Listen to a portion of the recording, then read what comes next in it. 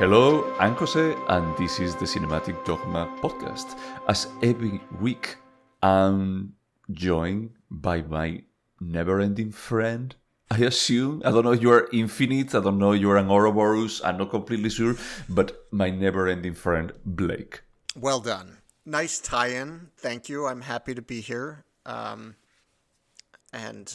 it might be obvious what we're going to talk about today. Yeah, today we're going to be talking about the never-ending story from 1984? Yes, because this is the 40th anniversary. Oh, it's the 40th? I hope that this recording then goes out before the end of the year.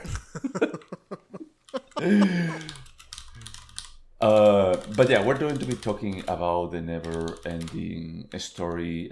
Some time ago, we discussed a tiny bit about another adaptation of a children's book that it was Where the Wild Things Are. And we actually discussed that there were more adaptations of beloved children's book that it would be interesting to just visit to see how they age. That was the reason for just like going with this one. And also, the conversation was about movies for kids that are about kids processing trauma specifically, right? Yeah, exactly. You never read this book, no? No, I did not. Gotcha. I did read this book multiple times. It used to be like a exercise that I used to do about like reading it every 7 years or so, and just see how I related to it in slightly different ways. When is the last time you read it? Like 6 years or so. It's like it may be about time. I'm thinking about. I bought it and I showed it to you the last time that we discussed about this. But I bought the American English version, and I felt like really disappointed that some of the names they were heavily changed from the original German version. That the Spanish version were closer to the German original names instead of the Americans. So I felt like I don't want to touch this book. Oh, it wasn't the same. It wasn't the same. So I may actually just get like a copy next time that I'm in Spain for just like having it here too. All right. But yeah, this was my. It was pick, absolutely your pick, and the reason I know that is because you picked it. Good. Do you want to summarize it? I will give it my best shot for sure. But why don't you start? Okay, so this movie follows a young child called Bastian, that he's dealing with the grief from losing his mother. I think that they don't mention like how long ago it was, but the movie opens like with him having a bit of a, I don't know, not really harsh father, but really doesn't resonate with him. He's like having a talk about military dad and has the emotional handicaps that military dads often have. Yeah, like a bit more analytical into, hey, your mother is no longer here, why are you still sad? You know, it's like you have to get your ground on the floor and just becoming a man, you know, like just grow up.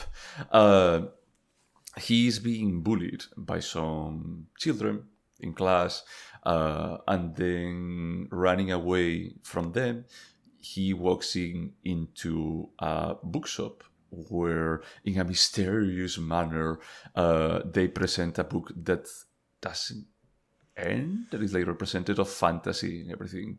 I'm going to take over now. That you have read the Wikipedia summary. Yes, and I apologize. I froze because I couldn't remember specifically how it started, which was the scene with the father. So the father just says, buck up. You need to stop living in the clouds, I believe is what he thinks, because the kid reads too many books. Or at least that's what his father thinks. So he has to go to school, and on his way to school, he is attacked by a group of bullies, and they throw him in the dumpster, and it's really just a bad time. And a very iconic, it's a very effective scene to set up. We know exactly what this kid is going through, right? I mean, I haven't had a parent die, but I've been bullied. Yeah. And in an effort to escape the bullies again, he runs into this bookshop where he meets a grumpy old bookstore owner. Yep.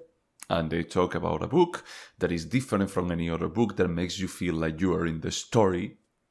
And then he basically steals the book.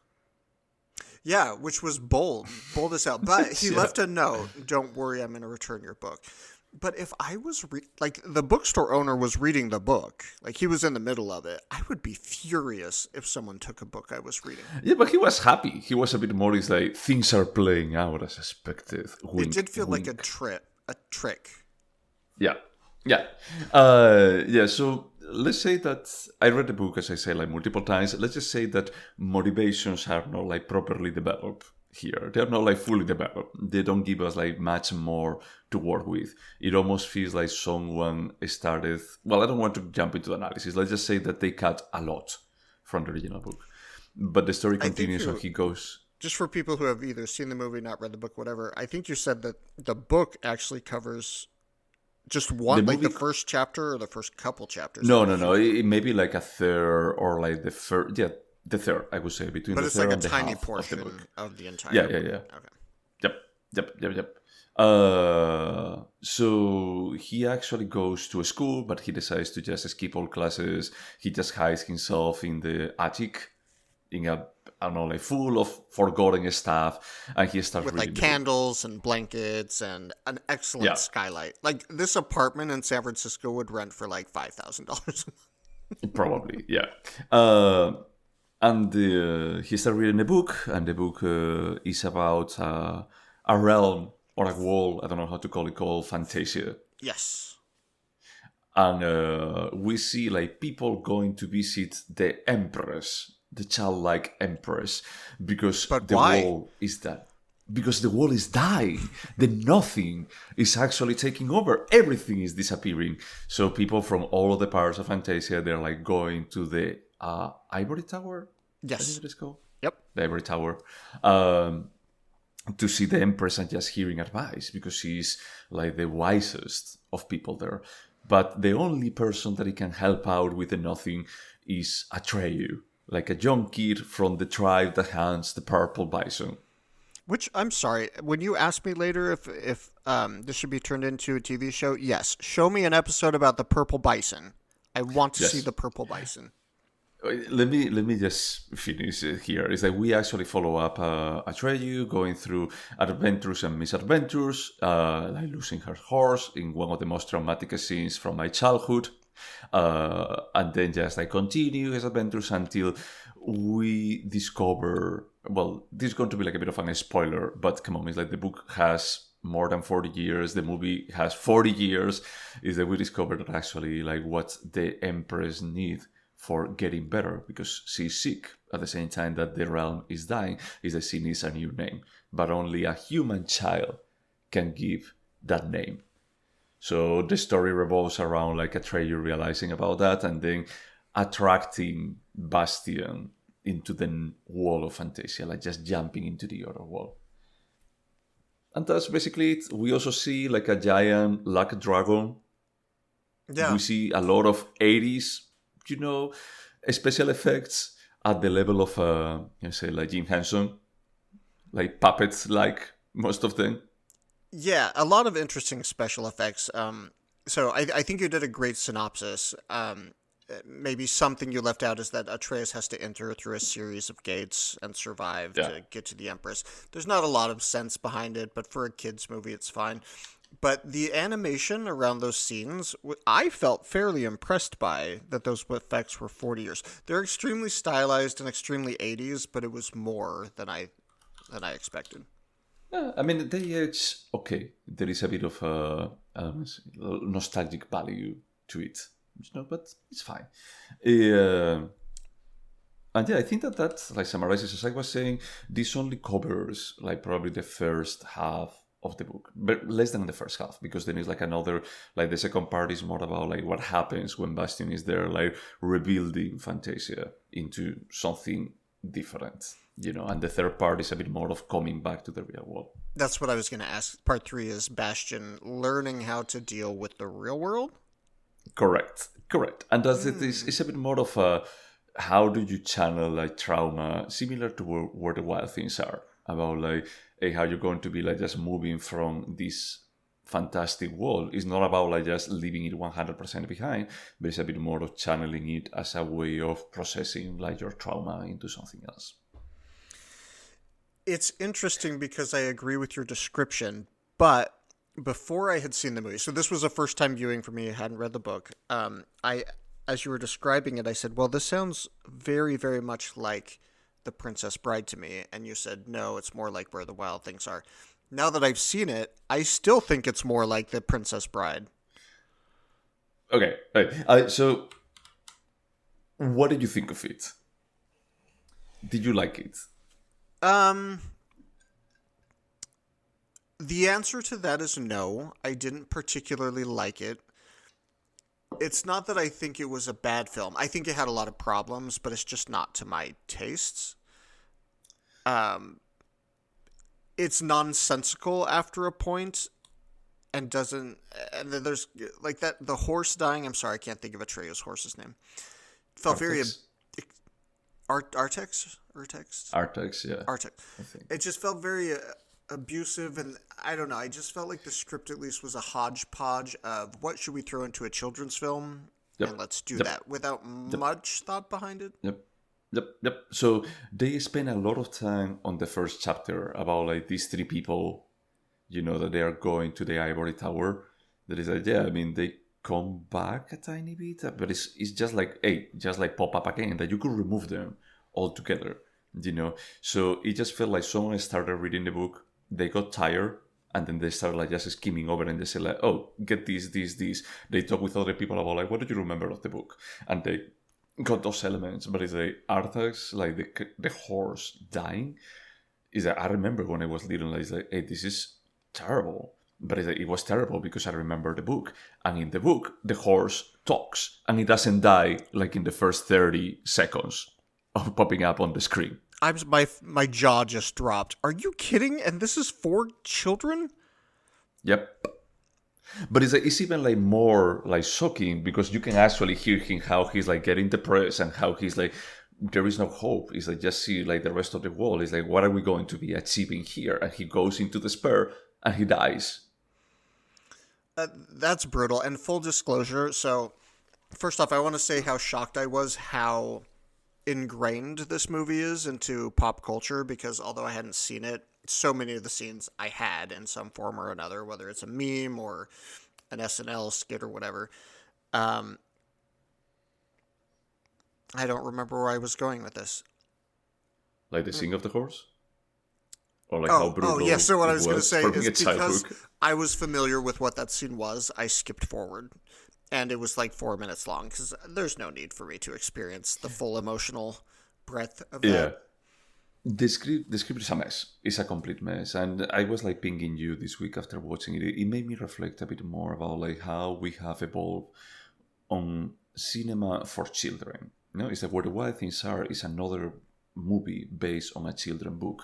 But I think that one is like more thinking towards like adults. More about like, hey, we're going to be using like the elements of the original book, but it's like I'm going to be like building a whole story around it, and it's going to be like more about emotional processing. There is like very little about like adventure and childlike feeling. It can be even a bit more, how do you say, like threatening, like the situations that they're displaying there, that it can be even scary if you actually like just watch it with a 7-year-old kid. But this, the NeverEnding Story, I feel like it's exactly the other way around. That is like, we don't care about the story. We want to put things here that they can feel appealing to kids. Yes, I agree with you. It's like, hey, what might kids find, what might they wow at on screen? And I feel like it is unfair just to compare this film to another. But since we're already talking about Where the Wild Things Are, at least like Max goes into this world in that movie and he learns how to deal with his emotions, and then he goes back. In this film, they don't bother.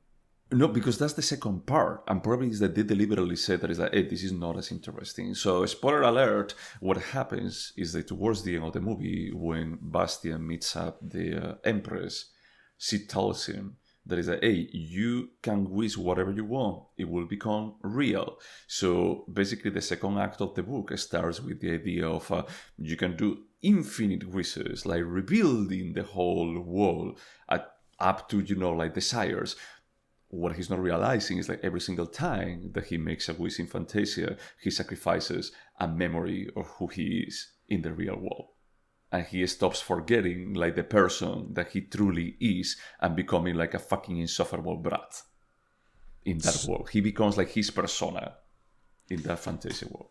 So is the meaning behind the book that imagination is important and can help you get through difficult childhood moments, but don't get too imaginative because it's dangerous. Yep. Okay. There is a balance.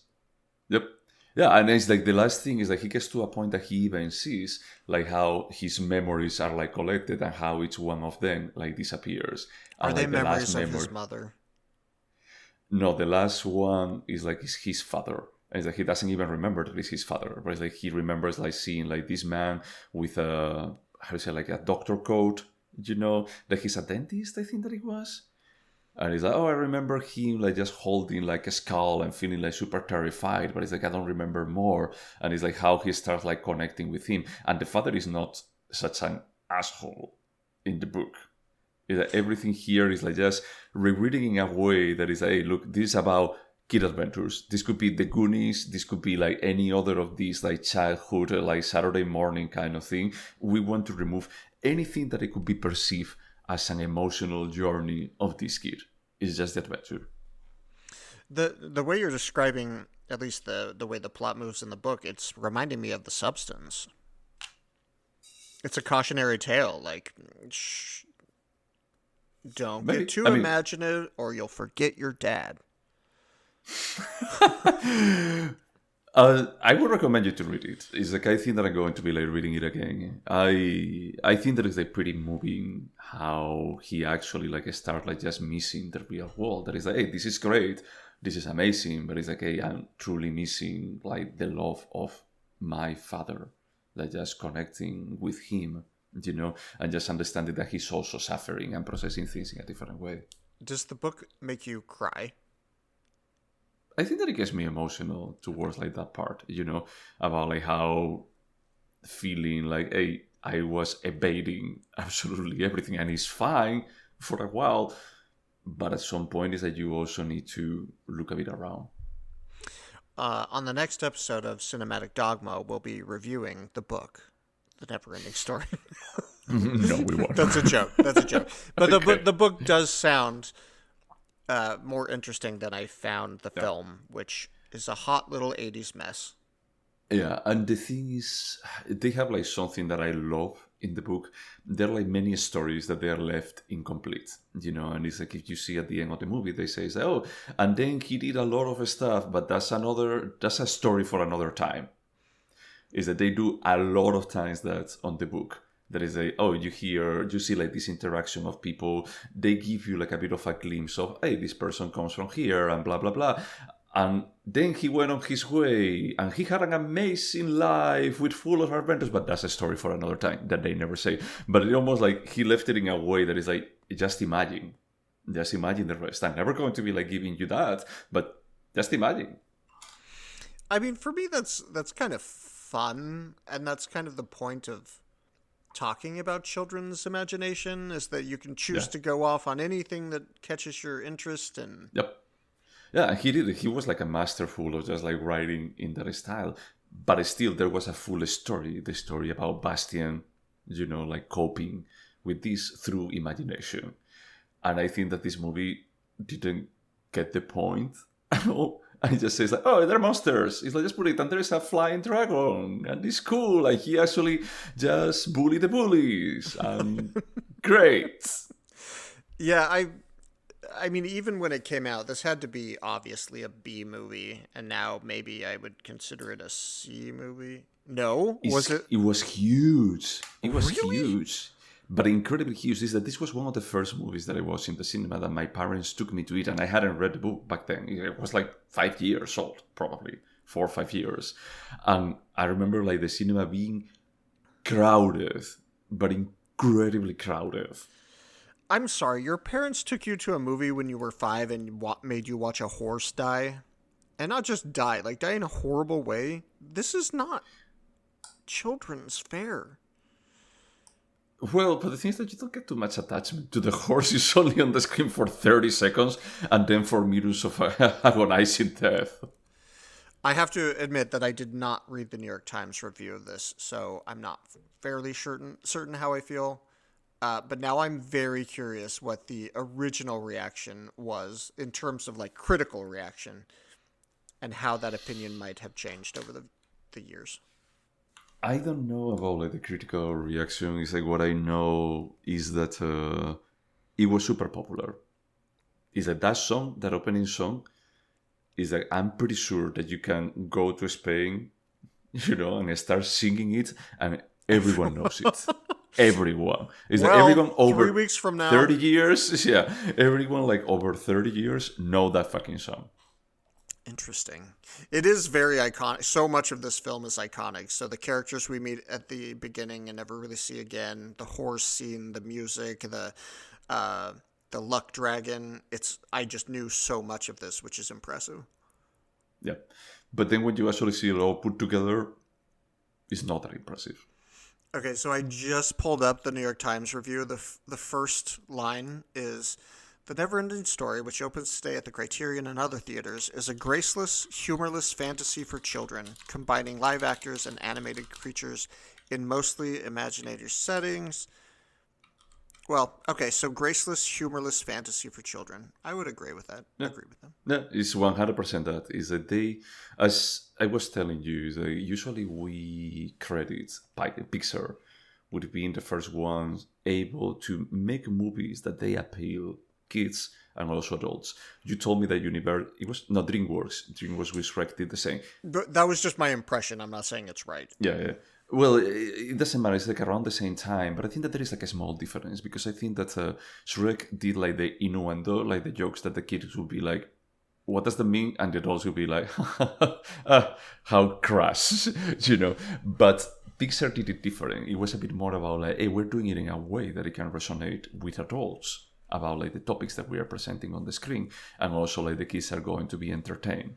And if you look at Pixar over the years, they always have like parts that is more like the adventure part of they do something crazy and they had to solve it like pretty quickly. And it's like, yeah, that's only there for the kids. It's that the adults, we will tolerate it, but it's that the adults were only here to cry with the 10 first minutes of app.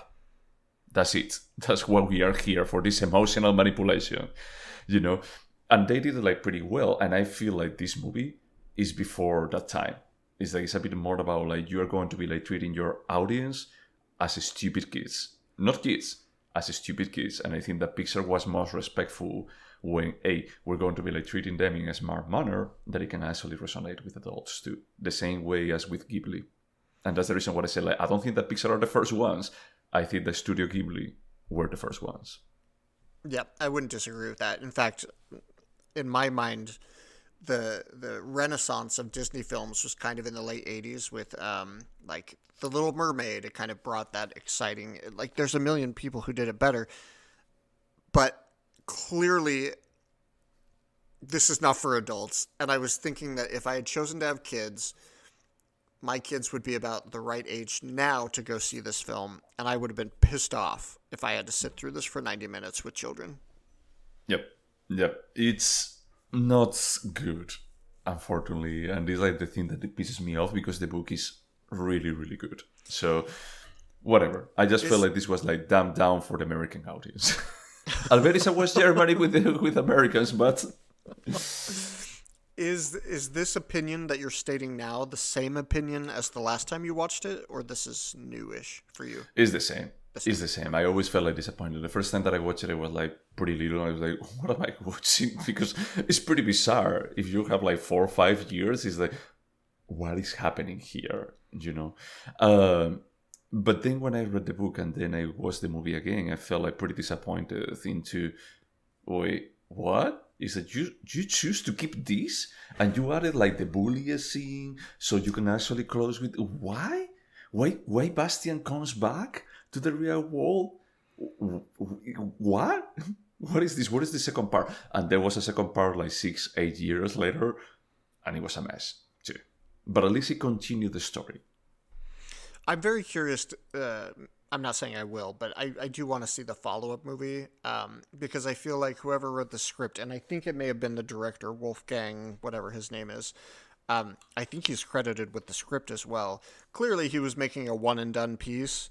That's why he, like, bastardized the end. He's like, how do we end this? We'll get the luck dragon to chase the bullies into the same garbage he was put in. The end. You know what it reminds me of? What? David Lynch Dune. Is that when he gets to the end, he's like, well, and it rains. Why not? Why not? The end. Period. The end. Is that I did my job. I fulfilled my commitment. I think that I told you this when we actually record about it like a long time ago. It's like, dude, that doesn't happen in the books until 10 books later or so. It's a bit more about like a promise that this can happen. I mean, this thing, it was the same. It's like, well, imagine that he comes back with the dragon. The end. Yeah, the image of David Lynch walking away from Dune being like, we did good, guys, makes me laugh really hard. Yeah. When he says, well, is that the studio actually just completely mangled this? He's like, I don't know, David. I want to believe you, but I'm not sure. Yeah, I had some higher expectations just because this is such a classic for kids, for people like our age that, you know, were kids in the 80s. Yeah. But there's not even enough nostalgia to make it worth watching again. I guess I'm answering the questions, but... no worries. I mean, one thing that I was going to be highlighting is I think that this movie, most of the actors are kids. No? Is that we have Atreyu, we have Bastian, and then we have the, like the Empress. Is that then we have like other characters and voiceovers, you know, like the guy that is observing the gates, for example. But is that they just come and go, they're here for 1 or 2 scenes. This movie may have the worst child actors ever. Yeah, what was up with the casting of Atreyu? Because whenever he felt like he needed to quote-unquote act, he just shouted. It was so weird. I love that scene that Menace à Trois, like remote Menace à Trois, that is Atreyu talking with the Empress, and they're like screaming. the Atreyu is screaming at her, you know, and she is like just talking as she's high as a kite. No, you don't need to do that. Is that this is the only hope? And then we see Bastian in the school. Yeah, that is like just getting frustrated and screaming to himself to the void. It was like, okay, first, the script, they are not giving you too much to work with, but it's like you guys are destroying it. Yeah, no, the more I think about this film, the more I get pissed off. Also, Bastian just like disappears into that attic for like a full day. And there's like no consequences, like nobody cared he didn't come home, which I felt was weird. Oh, yeah. But it's like in the book, that's the same, you know, but they reinforce it a bit more. It's like he hides there, but it's not about like they find him or not. It's like it was not possible to find him. It's like because they don't know where he is. So that part I just felt is... Wouldn't the police be called? It would have been a huge deal if like a 10-year-old kid doesn't come home one night. Yeah, but it's like, would they look directly there? I mean, there is like a bit more of justification in the book about like why would it look so. It's like probably the father is concerned, you know, but it's like it's just he's hiding up. Story. Yeah, it's not like a relief motif or anything. It's not about like the father like looking for him. That's the part of the film is that they spent like a lot of time in unnecessary stuff, like thinking that is like this is going to be like super deep, like the father. I feel is like, but you're not going to be like bringing the father at any other point. So why you do this so much? I really thought the dad was going to come back, and nobody ever comes back because the film is not held accountable for basically anything. Yeah, this is not the fault. For example, that is like you're going to be like just building this story with people that you know. So it's important that at least we have a frame of reference. It's like no, it's not about that. It's like he doesn't come back. Fine. What a disappointment. NeverEnding Story. Never-ending disappointment. Exactly. Am I right? Yes. And the story did end. The luck dragon bullied the bullies. The end. Yes. Let's go over the questions. Okay. Shall we? Hey, could you watch it again? I really wouldn't. It's pretty uncommon to just say flat out no. Not even on an airplane. I would not watch this again. Yeah, I had the feeling that this is a movie of. I only watched it because it came with the same pack with Where the Wild Things Are on the Blu-ray. And it's like, and we were joking about this. It's like, hey, someone got this to movie. And it's like, hey, this is about coming of age stories with kids dealing with trauma. Let's just pack them based on beloved children books. Let's just put them together and let's see what happens. So I had watched like Where the Wild Things Are like 2 or 3 times. This is the first time that I watched the NeverEnding Story, and I had it for 10 years or 12 years. This Blu-ray. The first time you watched the copy that you bought. Correct. Okay, got it. Yeah. And this is like the thing that is like, I didn't want to watch it because I knew that it was not a good movie. But it's like after watching it again, I'm never going to watch it again. Yep, that's This fair. is the last time that I watched it. Yeah. Would you recommend it? The answer is no. If someone was like, hey, what is this meme about with a horse dying? Maybe then I'd be like, well, watch the NeverEnding Story. But that's the only... Yeah. I'm going to go with flat no. There is no reason for recommending this. Would you remember it? I'm going to say yes. Not that much happens. So yes, I'll remember it. Okay. Sounds good. I would remember it too. I remember like most of it. I didn't remember exactly which parts did they cut, you know? I didn't remember that artist couldn't talk until I see him like going to some of the sprays like, oh, was this early? It's like, oh yeah, he didn't talk. It was a bit more just for the trauma, just for fucking kids. But yeah, I remember like the overall like structure from the first time that I watched it with 5 years, basically. But now I added the and it's bad to it. Is there anything artistic about it? I can't call out anything specifically. I mean, I guess the special effects were pretty cool. We'll give them that. Yeah, I'm going to go with Sally for that. The special effects, I think that they're fine. Is that when I was little, I remember like being impressed about that. Is it a timeless piece? I feel like in the future we may want to rework this question somehow because this is a timeless piece and I feel like it shouldn't be. I think that the story behind it can be a timeless piece. What it was produced and put on the screen is a tiny piece of shit. Yes, it is. It's extremely 80s in its style, but the story itself is timeless. I don't know. So you're going to go with this? I guess everything we're saying is it was perfectly made for an 80s kid blockbuster. And correct. So yeah, I'm going to say timely. Yeah, because even if we say that it's like, hey, the background of what is behind all of this is timeless, but the way of putting it up there is what we were discussing earlier. Is like we don't do cinema for kids this way anymore. Yeah, you're right. So, timely. Yeah. Would you turn this into a TV show? Yes, I would. And I want to see an entire episode about the guy from the first scene in Fantasia on the racing snail, and I want to see the purple bison.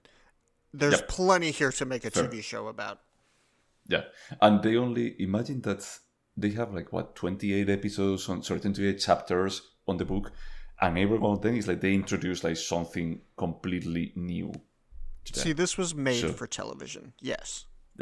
Yeah. I mean, the book was not made for television, but it would live better as a television lends show. itself to the television format very well. Yeah, and there was actually a cartoon for some years. That my boyfriend actually knew. Yeah, my boyfriend knew about it. He actually watched it when he was little. But yeah, I would turn it as a TV show. Could this have been a short? Honestly, yeah. Yes, it could have been 30 minutes and gotten across the same point. I I don't think so. I think that at least like for telling this story is like this needs more than 60 minutes. Now, this actually drives us. Do you think that this movie could have been better? And my answer is definitely yes. Is that because for telling this story, this was a complete freaking mess, and you treated your audience very like that. badly, Wolfgang. Do better. Is he still alive? No, he died in 2022. I just looked that up. Okay, well, sorry. He didn't do better. So you think that this could have been better, no? Yeah, yeah. From the acting to the writing, all of it. Yep. There is not a single department. I mean, the special effects were just passable. Like, there's not... Yeah. Everyone could have done just a little bit better, I think. This is when you get like how do you say, a D? Yes. It's cool, but a Passing, borderline but D, like a D barely. minus. You know, it's like, oh, okay, come on. Should we score it? Yes. If you don't mind, I'd like you to score first. Yeah, my score is going to be a 4. And it's a 4 only because of the opening song. Otherwise, it could be a 3. I like that song so much. Is that I don't know if this happened here, but in Spain, when it's like your neighborhood, how do you say, like party? It's not like a block party. It's a bit more serious than a block party, like organized by the neighbors. It's a bit more about like the whole like area organizes, and they close like several street, and they bring like a fair, like a traveling fair, and they have like a sunrise and attractions, and they always played songs on those, and they were like 2 songs for that whole decade. Only 2 songs existed. It was Europe's Final Countdown and this song. Nothing else existed. This is what, circa 1985, 88? Yeah, like a bit later, yeah. I wish I had lived in Spain in 1988. Man, sounds like a dream. Well, I mean, they still do those fairs, but it's like, I have no idea. Oh, actually, yeah, I will tell you later. We don't have to just talk about our personal like plans, but you will see like one of these, like a gigantic one. We're there. Is it the one where they light things on fire, the big statues? No. Okay. Oh, no, that's in a different month. Yeah. But yeah, for me, it's a 4 to the acting. The acting. It got to a point that it was, I trying to take it seriously, like respect the movie. And I just felt is that this is just a tiny, tiny step above of a hate watch. Of how bad this is. It's that bad. It really is. Yeah. So, what is your score? Oh, honestly, I had no idea how to score this. I'm going to give it a 4.5. I think to get down to a 4, I'd need to watch it again. Oh, gotcha. Yeah, I already suffered this a couple of times, so I'm sorry. I already did my time with this movie. He said this is the last time. Stop raping my memories of this book. Because now I need God to damn it, Wolfgang. Just cleans it up. Yeah. Okay, to everyone out there, stay away of this. Read the book. It's like we're not trying to be a snobs highbrow of movies are destroying our books. This one's but just this one not. did. Yeah, it's like The Lost Boys of 1984. But The Lost Boys is entertaining. It's like so It's dumb. true. Even The Lost Boys has that. Yeah, but it's like, unfortunately, is that this treats you like completely dumb. It's like, this is, we was the other day, Ferry Bueller, Big Day Out. Ferris Bueller's Day Off. Yeah. Like randomly we say, we have said like many times about like to watch it because it takes place in Chicago and it would be cool to see how Chicago looked in the 80s. Hint, it's not that different from right now. They're like more skyscrapers, but it's like, the spirit of the city is the same. The movie was like super freaking dumb, but it was more like the 80s dumb that I expect. This was more of it's dumb, and you are treating your audience as dumb, and you are like dumping down a good book. But is it dumb if it was the huge success that it was? I don't know. Maybe they tricked us and they got... I don't know. Dude, okay, well, maybe they actually capture like what kids wanted to see from that book. It's like, we want to see the creatures. We don't care about the emotional journey of Bastien. We don't. And maybe that's the reason why it was a success and where the wild things are, that they capture more the feelings and the emotional journey wasn't. Yeah, I think you're onto something there for sure. And I think probably the authentic emotional journey of Where the Wild Things Are is what hindered it from being kind of a bigger childhood hit. Yep. Yep.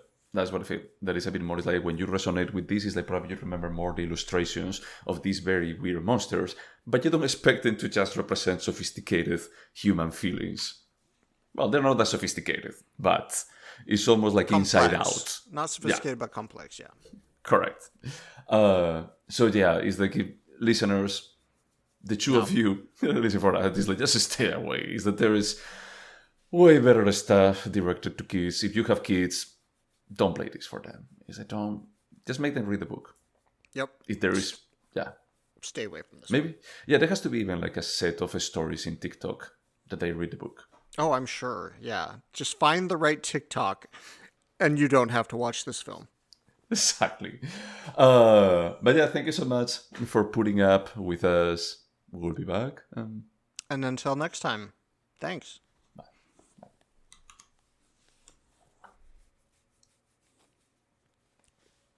Nope, I was obsessed with my dog.